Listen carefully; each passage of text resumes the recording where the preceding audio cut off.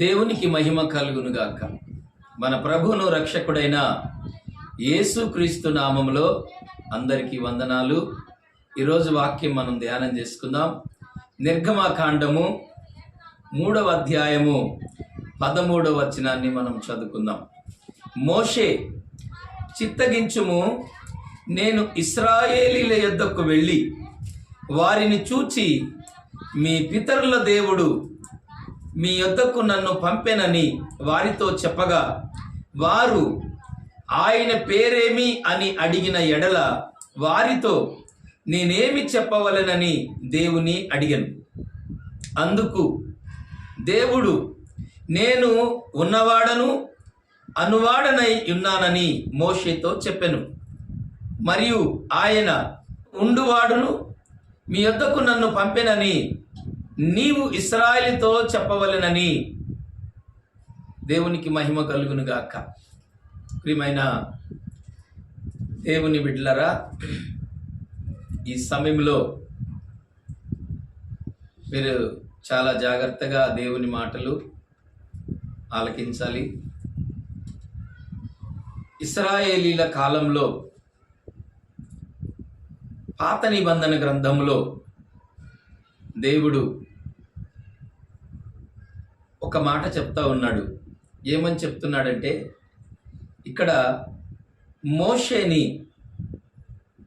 మరి ఇశ్రాయేలీయుల యొద్దకు వెళ్ళి వారిని చూచి మీ పితరుల దేవుడు మీ యొద్దకు నన్ను పంపెనని వారితో చెప్పమనగా, వారు ఆయన పేరేమి అని అడిగిన ఎడల వారితో నేనేం చెప్పాలి? ఎవరి దగ్గర కన్నా మనం వెళ్ళినప్పుడు, బంధువుల దగ్గరికి వెళ్ళినా, స్నేహితుల దగ్గరికి వెళ్ళినా, లేకపోతే ఇతరుల దగ్గరికి, ఎవరి దగ్గరికి వెళ్ళినా మొదటిగా వాళ్ళు మనల్ని ప్రశ్నించేది ఏంటంటే, మీ పేరేంటి, నీ పేరేంటి అని అడిగినప్పుడు ఖచ్చితంగా మనం పేరు చెప్పాలి. అలాగే మోషేకు దేవుడు ప్రత్యక్షమై, నీవు ఇశ్రాయేలీయుల వద్దకు వెళ్ళి మీ పితరుల దేవుడు నన్ను పంపించాడు అని వారితో నువ్వు చెప్పు అని అనినప్పుడు మోషే ఏమంటున్నాడంటే, వారు నిన్ను పంపిన ఆయన పేరేంటి అని అడిగితే మేమేం చెప్పాలి అని అడిగినప్పుడు దేవుడు 14వ వచనంలో ఏమంటున్నాడంటే, అందుకు దేవుడు నేను ఉన్నవాడను అనువాడనై ఉన్నానని మోషేతో చెప్పాను. దేవునికి మహిమ కలుగునుగాక. దేవుడు మొట్టమొదటిగా ఆయన నామాన్ని ఏ విధంగా బయలుపరుస్తున్నాడంటే, నేను ఉన్నవాడను నేను అనువాడను అని చెప్తా ఉన్నాడు. దేవునికి స్తోత్రం. నేను ఉన్నవాడను అనువాడను అని దేవుడు స్పష్టంగా ఈ మాట చెప్తున్నాడు. ఉన్నవాడను అనువాడను అనే పదానికి ఆ కాలంలో యావే అనేటువంటి పేరు వచ్చింది. దేవుని స్తోత్రం. యావే అనగా ఆయన నామానికి అర్థమైంది ఉన్నవాడు, అనువాడు. అదే కొత్త నిబంధన గ్రంథంలో మనం ఆలోచన చేస్తే యేసు క్రీస్తు అని దేవుని లేఖనాల్లో చెప్తుంది. యేసు అనగా రక్షకుడు, క్రీస్తు అనగా అభిషక్తుడు అని దేవుని లేఖనంలో ఇక్కడ ఒక పేరు మనకు మెన్షన్ అయింది. యేసు అనగా రక్షించేవాడు, అభిషేకించబడినవాడు క్రీస్తు. దేవుని స్తోత్రం. కాబట్టి ఈ కాలంలో, ఈ కొత్త నిబంధన కాలంలో ఆయనకి యేసు క్రీస్తు అని పేరు పెట్టబడింది. అలాగే బైబిల్లో మనం చూస్తే ఆయనకు అనేకమైన నామాలు ఉన్నాయి. దేవునికి మహిమ కలుగును గాక. అందుకనే మరి బైబిల్లో అపోస్తుల కార్యం 4:12 ఏంటంటే, ఈ నామములో తప్ప మరి ఏ నామములో కూడా రక్షణ లేదు అని ఉంది. దేవుని స్తోత్రం. ఆ నామం ఏ నామం అంటే ఆ నామమే యేసు క్రీస్తు. దేవునికి స్తోత్రం. ఈ నామములో తప్ప ఏ నామములో కూడా రక్షణ లేదు. అలాగే బైబిల్లో ఆయనకి చాలా నామాలు ఉన్నాయి. ఆయనకి ఏమైనా నామాలు అంటే, ఆయన దేవుని కుమారుడు అని ఉంది ఒక నామం, ఆయన మనుష్య కుమారుడు, ఆయన నిత్యుడగు తండ్రి, ఆయన సర్వశక్తి గల దేవుడు, ఆయన వాక్కు అని ఉంది. అంటే వాక్ అనగా ఓం అని. దేవునికి మహిమ కలుగును గాక. అలాగే ప్రేమ బిడ్డలారా, ఆయన పాపము లేనివాడు, ఆయన పాపము చేయలేదు, ఆయన పాపము ఎరుగనివాడు, ఆయన మహాయజ్ఞమాయను, ఆయన మార్గము, ఆయన సత్యము, ఆయన జీవము, ఆయన మృత్యుంజయుడు, ఆయన వెలుగు, ఇవి కాక కన్యకు జన్మించను, పశువుల శాలలో జన్మించను, ఇలాగా అనేక రకములైనటువంటి నామాలు ఆయనకి పెట్టబడ్డాయి. ఆయన నిత్యుడగు తండ్రి, ఆయన సర్వలోకానికి సృష్టికర్త, ఆయన స్వయంభవుడు, ఇలాగ చెప్పుకుంటూ ఆయన ధవలవర్ణుడు, రక్తవర్ణుడు, పరిశుద్ధుడు, ఇలాగ చెప్పకపోతే అనేకమైన నామాలు దేవునికి పెట్టబడ్డాయి. ఈరోజు ప్రియమైన దేవుని బిడ్డలారా, మనం ఉదయం లేచిన దగ్గర నుంచి అనేకమైన నామాల్లో మనం దేవుణ్ణి పిలుస్తూ ఉంటాం. కానీ ఈరోజు నిజంగా దేవుని యొక్క నామం ఏంటి అంటే ఆయన ఈ లోకానికి వెలుగై ఉన్నాడు అని చెప్తాం. ఈ దేవుడు ఏమై ఉన్నాడంటే వెలుగై ఉన్నాడు. దేవుడు ఏమైనా ఆయన మార్గమై ఉన్నాడు, ఆయన సత్యమై ఉన్నాడు, ఆయన జీవమై ఉన్నాడు, ఆయన ఈ లోకానికి మరి చక్రవర్తి అయినాడు, సృష్టికర్త అయినాడు, రాజులకు రాజు అయి ఉన్నాడు, ప్రభువులకు ప్రభు అయి ఉన్నాడు. ఎన్నో నామాలు ఉన్నాయి ప్రియమైన దేవుని బిడ్డలారా. అనేకమైన నామాలతో మనం ఆయన ఆరాధిస్తాం. కానీ ప్రియమైన దేవుని బిడ్డలారా గమనించండి, నిజంగా చెప్పాలంటే మన దేవుడు ఈ లోకానికి వెలుగై ఉన్నాడు. దేవుని స్తోత్రం. యేసుక్రీస్తు ప్రభు కూడా అదే అంటాడు. కొత్త నిబంధన గ్రంథం ఏమంటాడంటే, నేను ఈ లోకానికి వెలుగై ఉన్నాను, మీరు కూడా ఈ లోకానికి వెలుగై ఉండండి అంటాడు. ఆయన వెంబడించే వారు కూడా ఈ లోకానికి ఏమైనా వెలుగై ఉన్నారు. ఏ నామము పెట్టి ఆయన్ని మనం పిలవగలం? ఆయనకు అనేకమైన నామాలు ఉన్నాయి. దేవునికి మహిమ కలుగును గాక. ఎందుకంటే ఏ నామములో పిలిచినా కూడా ఆయన మనతో పలుకుతున్నాడు. కాబట్టి ఆయన ఏంటంటే ఆయన రక్షకుడు. దేవుని స్తోత్రం. ఆయన నా విమోచకుడు. ఆయన నా అనేక రకాలైన నామాలతో మనం ఆయన పిలిచినప్పుడు ఆయన మనతో పలుకుతూనే ఉన్నాడు.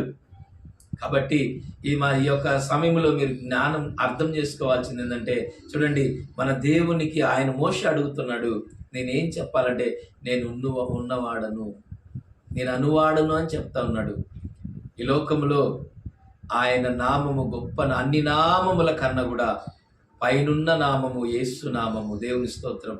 అన్ని నామముల కంటే ఘనమైన నామము యేసు నామము. ఆ నామములోనే రక్షణ, ఆ నామములోనే విమోచన, ఆ నామములోనే విడుదల, ఆ నామములోనే స్వస్థత, ఆ నామములోనే సమస్తమును కలుగుతున్నాయి అంటాడు. నేను లేకుండా ఏమీ కలగలేదు, సమస్తము నా మూలంగానే కలిగినాయి అంటున్నాడు ఆయన. ఎందుకంటే ఆ నామానికి అంత శక్తి ఉంది, అంత బలం ఉంది. ఆయన పరిశుద్ధుడు అంటాడు. నాలో పాపమున్నది మీలో ఎవరైనా రూపించగలరా? దేవునికి మహిమ కలుగును గాక. ఆయన పరిశుద్ధుడు, ఆయన పరిశుద్ధుడై ఉన్నాడు. మరి అలాంటి గొప్ప దేవుణ్ణి మనం కలిగి ఉన్నాం. ఈ లోకములో ఆయన నామము చాలా గొప్పది. ఆ నామాన్ని కలిగినటువంటి ఆయన బిడ్డలైనటువంటి మనందరము కూడా ధన్యులం. నిజంగా ఇలాంటి గొప్ప దేవుడు మనకు దొరికినందుకు నిజంగా మనము ధన్యులం. దేవునికి మహిమ కలుగును గాక. ఆయన కృప మీ అందరికీ తోడై ఉండును గాక. ఆదియు అంతము లేనివాడు ఆయన. చూడండి, ఇవి కూడా ఆయన నామాలే. ఆయన ఆదియు అంతము లేనివాడు. ఆయనకు ఆది అంతం ఏది లేదు. ఆయన నిన్న నేడు నిరంతరము ఉండువాడు, నిరంతరము ఉండువాడు. ఆయన అంటాడు, భూమి ఆకాశములు గతించునేమో గాని నా నోటి నుంచి వచ్చిన మాట గతించదు. ఎన్ని నామాలు ఉన్నాయండి ఆయనకి? ఒకటా రెండా? కొన్ని లక్షల వేల కోట్లతో ఆయన్ని మనం పిలుస్తూ ఉంటాం. Praise the Lord. అంత గొప్ప శక్తి కలిగిన దేవుణ్ణి మనం కలిగి ఉన్నాం. నిజంగా ఇంత గొప్ప దేవునికి మనం బిడ్డలైనందుకు అని అంటాడు, నేను అబ్రహాము కంటే ముందున్నవాడను అంటాడు. భూమి ఆకాశములు పుట్టక ముందు నేను ఉన్నవాడను అంటున్నాడు ఆయన. ఇలాంటి గొప్ప దేవుణ్ణి మనం కలిగి ఉన్నాం. ఈరోజు చాలా మంది అజ్ఞానములో ఉండి చూడండి, జ్ఞానము లేని వారు జ్ఞానము లేనట్లుగా ఈ లోకంలో ప్రవర్తిస్తూ ఉన్నారు. వారికి దేవుడు ఎవరో తెలియదు, దయ్యం ఎవరో తెలియదు. దేవుని స్తోత్రం. ఆయన ఎంత శక్తి కలిగిన వాడో, ఆయన నామం ఎంత విశిష్టమైనదో, పరిశుద్ధమైనదో, ఎంత విలువైనదో, ఎంత గొప్పదో కూడా చాలా మందికి తెలియక, దేవుడు దయ్యము తెలియక వాళ్ళు ఇంకా అజ్ఞానుల వల్లే జీవిస్తున్నారు. ప్రియమైన దేవుని బిడ్డలారా గమనించండి, ఈరోజు మనం ఆరాధిస్తున్న దేవుడు ఎంత గొప్పవాడు. ఇంత గొప్ప దేవుణ్ణి మనం కలిగి ఉన్నాం. ఇప్పటికైనా కొందరు ఇంకా ఆయన ఎరగని వారు ఇంకా మీరు కళ్ళు తెరుచుకొని సత్యాన్ని మీరు గ్రహించాలని ఇదిగో ఈ వాక్యాన్ని మీకు నేను అందిస్తున్నాను. ఇప్పటికైనా దేవుని బిడ్డలారా, మీరు ఒక్కసారి మీ కళ్ళు తెరిస్తే నిజమైన వెలుగేదో మీరు తెలుసుకుంటారు, నిజమైన దేవుడెవరో మీరు తెలుసుకుంటారు, సత్యమేదో అసత్యమేదో మీకు తెలుసుకుంటారు. మీరు సత్యము తెలియక అసత్యాన్ని వెంబడించినట్లయితే మీరు నిత్య నరకానికి వెళ్ళిపోతారు. అగ్ని ఆరదు, పురుగు చావదు. ఇప్పటికైనా మీ మనోనేత్రాలు మీరు తెరిచినట్లయితే ఖచ్చితంగా దేవుని కృప మిమ్మల్ని బలపరుస్తుంది, మీ బలహీనతలను మిమ్మల్ని విడిపేస్తుంది. ప్రతి సమస్యలోనూ ప్రతి సందర్భములో కూడా ఆయన మనకు తోడై ఉన్నాడు. చూడండి, యేసు అని ఆయన బైబిల్లో చెప్తాడు, కన్యకు గర్భమంది కుమారుణ్ణి కనును, ఆయనకి ఇమ్మానుయేలు అని పేరు పెట్టబడును. ఇమ్మానుయేలు అనగా భాషాంతరమున ఆయన మనకు తోడై ఉన్నాడు. దేవునికి మహిమ కలుగునుగా. ఆయనకు అన్ని పేర్లండి. ఆయన దేవుడు, ఆయన మనకు తోడై ఉన్నవాడంట. ఏ సమయంలోనైనా అంటాడు, నేను నిన్న నేడు నిరంతరం ఏకరీతిగా ఉన్నాను, నేను విడువను, నేను ఎడబాయని అంటున్నాడు. లాంటి గొప్ప దేవుడు మనం కలిగి ఉన్నాం. ఆయన కృప మీకు తోడైండునుగాక. ఓ రిబా సీట్ల హోరిదార భాషలంత దేవునికి మహిమ కలుగునుగాక. దేవుడి వాక్యం దీవించునుగాక. ఆమేన్. చిన్న ప్రార్థన చేస్తాం.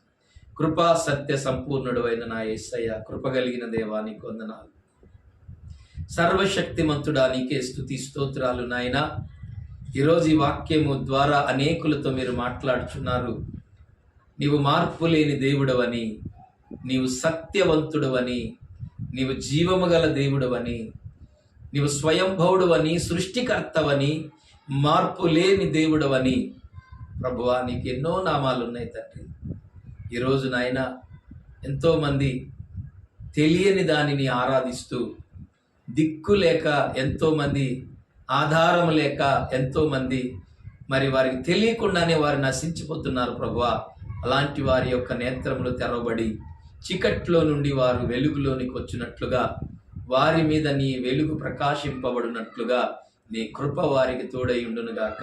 అట్టి కృప దయచేయండి. ఈ వాక్యం వీక్షిస్తున్న బిడ్డలు, ఈ ప్రార్థనలో పాల్గొంటున్న బిడ్డలు, వారందరి జీవితాల్లో దేవుని కృప కలుగునుగాక, వారికి దేవుని సమాధానము కలుగునుగాక. అట్టి కృప అందరికీ తోడుగుంచమని యేసు నామములో అడుగుచున్నాను తండ్రి. ఆమేన్, ఆమేన్, ఆమేన్. దేవునికి మహిమ కలుగునుగాక. మీ అందరికీ వందనాలు.